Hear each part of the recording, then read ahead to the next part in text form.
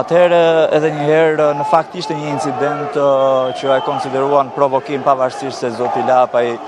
erdhi si një përfaqësues apo si një qytetar i thjesht, por protestuesit një gjë e tillë nuk duhet të ndodhte pasi protesta ishte e qytetarëve dhe jo e forcave apo partive politike, dhe në këto momente kur kishte një lloj shtyrje apo tensioni mes zotit Lapaj, mbështetësve të tij dhe një pjesë të protestuesve, media tentuan pikërisht të fokusonin edhe këtë lloj incidenti. Gjatë këtij momenti kur është theksuar apo është fiksuar incidenti mes përfaqësuesve të zotit Lapaj, vetë zotit Lapaj dhe një pjesë të protestuesit, mbështetësit e këtij të fundit, pra të zotit Lapaj, tentuan që të largojnë mediat. Lajmi sipas tyre ishte vetëm tek policia apo në drejtim të parlamentit, kërkuan me ngulm, madje duke prekur edhe operatorët me duar dhe duke i prekur mjetet e punës, duke ja larguar nga aty ku ishte fokusi, që të kthehe gjithë, le themi, vëmendja jo tek incidenti mes protestuesve, por tek incidentet apo tek ajo për të cilën ishin mbledhur pikërisht parlamenti dhe një farforme pakënaqësitë që rrjedhin pikërisht nga sistemi aktual politik. Në këtë moment ka patur sërish tensione, një pjesë e mbështetësve të zotit Lapaj janë shtyr me mediat, ndërkohë nuk kishte edhe prej protestuesve të tjerë që po ashtu kërkuan nga mediat që të kthenin kamerat nga parlamenti dhe jo nga incidentet që po ndodhin mes protestuesve,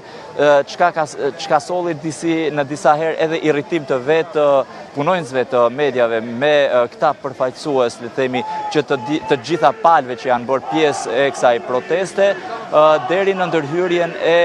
disa prej organizatorëve që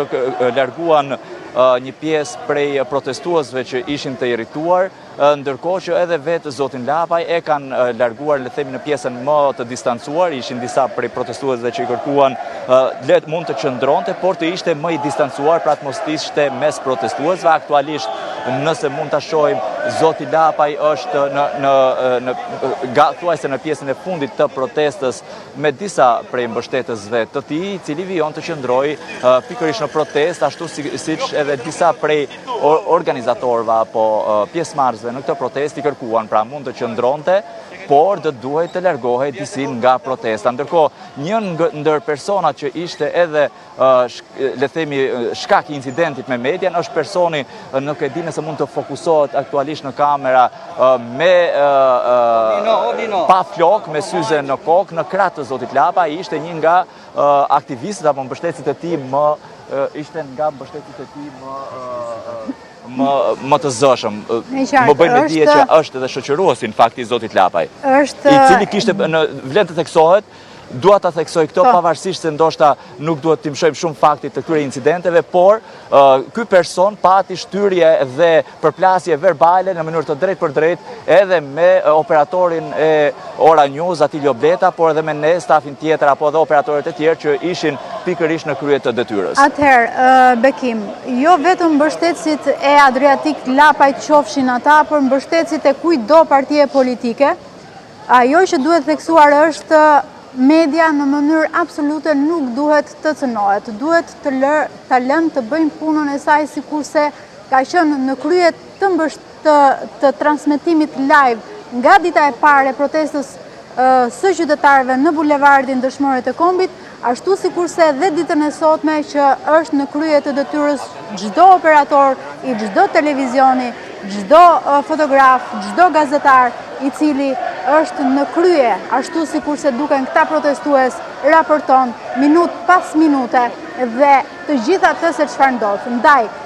të mbajnë duart larg medias, kushdo qofshin ata mbështetës të një force politike apo të kushdo force politike qofshin ata. Media duhet lënë e lirë dhe të bëj punën e saj. Absolutisht është